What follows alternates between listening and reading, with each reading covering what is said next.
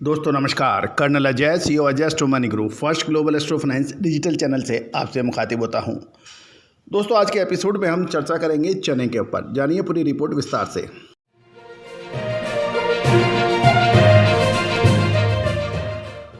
दोस्तों Ajay astro money group देश का पहला चैनल 42 कमोडिटीज 5 मार्केट पर लगातार अपडेट विश्लेषण देता है। हम वर्तमान ही नहीं भविष्य का भी सटीक आकलन करते हैं। आज के एपिसोड में हम चर्चा करेंगे चने के ऊपर। आज 27 फरवरी सन 2023 सोमवार। दोस्तों मार्च महीने में होली और रमज़ान दोनों महत्वपूर्ण त्यौहार हैं और बांग्लादेश की रमज़ान की डिमांड चने की पूरी हो चुकी है। बांग्लादेश में लगभग 1 लाख टन चने का निर्यात रेलवे रैक्स, वेसल्स और लॉरी के मार्फत हुआ है और बांग्लादेश के लिए चना की लोडिंग अब 28 फरवरी तक चलने की संभावना नज़र आ रही है। दोस्तों होली और रमज़ान के त्यौहार की लोकल मार्केट में चने में अब 7 से 8 दिन खरीदी रहने की धारणा लगाई जा रही है, लेकिन उसके बाद डिमांड पूरी हो जाएगी और स्टॉकिस्ट को चना खरीदने का कोई आकर्षक नहीं बचेगा। चना वायदा बंद है और यानी NCDX के ऊपर चने की कोई ट्रेडिंग नहीं है। इससे ओवर ट्रेड नए सीजन में नहीं होगा। मार्च में स्थिति अलग रह सकती है क्योंकि खबर ये भी निकल के आ रही है कि चने का उत्पादन देश की में धारणा से कम आने की स्थिति अब स्पष्ट दिखाई देने लगी है।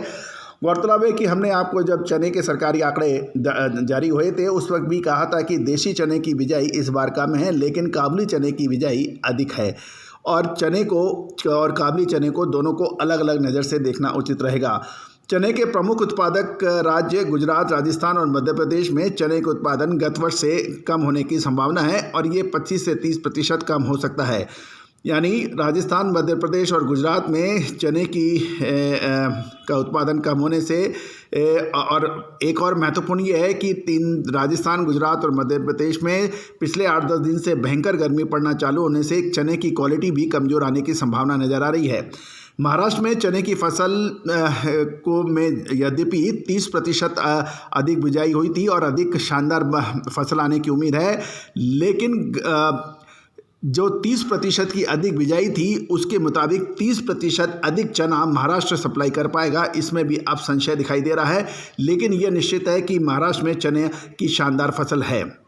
चने के उत्पादन का अनुमान सरकार ने 135 लाख टन का व्यक्त किया हुआ है, लेकिन हम इससे सहमत नहीं हैं क्योंकि चने के प्रमुख उत्पादन करने वाले 3 राज्य राजस्थान, मध्य प्रदेश और गुजरात में बुआई घटी है और उपज कम आने से उत्पादन में भारी कमी होने की संभावना बनेगी। देश में चने का उत्पादन लगभग 85 से 90 लाख टन होने का अनुमान है, जो गत वर्ष 105 से 110 लाख टन हुआ था। यानी 105 से 110 लाख टन के मुकाबले इस बार 85 से 90 लाख टन चने का उत्पादन का अनुमान है। सरकार के पास 13 से 14 लाख टन का स्टॉक का अनुमान है और प्राइवेट जो स्टॉकिस्ट हैं या चने के बड़े व्यापारी हैं उनके पास लगभग 10 लाख टन होने का चने का अनुमान है। तो यानी 22 से 23 लाख टन चने का उत्पादन मतलब कैरी फॉरवर्ड स्टॉक रहने का संभावना है। Maximum 25 lakh ton carry forward चने का स्टॉक रहने का अनुमान है। महाराष्ट्र और गुजरात में फिलहाल चने की आवक चालू हो गई है, लेकिन राजस्थान और मध्य प्रदेश में नए चने की आवक यानी अराइवल थोड़ी देर से होगी। राजस्थान में चने की आवक 20 मार्च के आसपास रहने की संभावना होगी।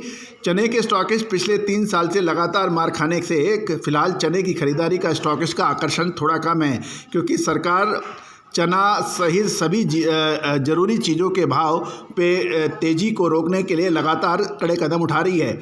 चने के मार्केट में सरकार की मध्यस्थता पूरे सीजन रहेगी क्योंकि अंदाजन ये भी है कि चालू वर्ष में अनेक राज्यों में चुनाव है और साल 2024 की लोकसभा चुनाव है। अतः पिछले 1 वर्ष से चने का निर्यात अच्छा हो रहा है और ख़ासकर देसी चने का निर्यात ईरान और बांग्लादेश में अच्छी मांग है। राजस्थान में बीकानेर की चने की क्वालिटी देश में सबसे अच्छी मानी जाती है और यहाँ के चने के निर्यात नए सीजन में डिमांड अच्छी रहने की संभावना है। कुल मिलाकर चने का निर्यात नए सीजन में अच्छे रहने की संभावना बन रही है। गुजरात और महाराष्ट्र की मंडियों में नए चने का भाव प्रति क्विंटल 4450 से 4500 रुपये है, जबकि राजस्थान की मंडियों में चने का भाव फिलहाल लगभग 4900 के आसपास अलग अलग जगह क्वालिटी के मुताबिक है। चने की आवक शुरू होने के बाद यदि चने का मंडी भाव 5000 के आसपास रहेगा तो किसान MSP यानी मिनिमम सपोर्ट प्राइस में चना बेचने के लिए नहीं आएंगे और सामान्य रूप से किसान 200 से 300 रुपये नीचा भाव होने पर ही MSP के भाव पर सरकार को चना बेचते हैं। क्योंकि सरकार को चना बेचने का में किसान को पैसे की प्रतीक्षा करनी पड़ती है, जबकि प्राइवेट पार्टियों को चना बेचने को उनको भुगतान तुरंत मिल जाता है। सरकार का चने का स्टॉक कम मिला और निर्यात डिमांड अच्छी रही तो अक्टूबर तक चने के भाव में अच्छी तेजी की संभावना बन सकती है। ये एक बड़ा प्रश्न है।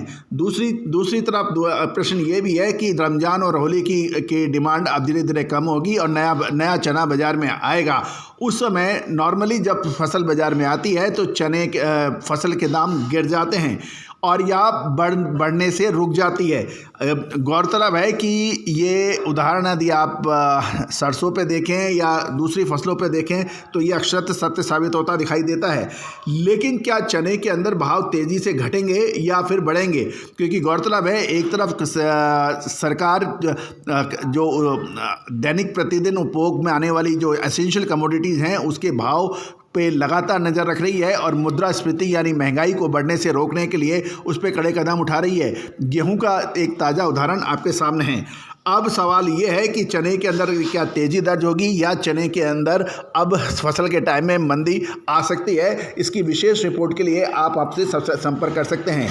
गौरतलब है कि जीरा हो या धनिया, लाल मिर्च हो या फिर काली मिर्च, चना हो या फिर गेहूं, इन सभी पर विशेष रिपोर्ट्स हमारी सत्य साबित हुई हैं और हमने टाइमली आपको आगाह भी किया है।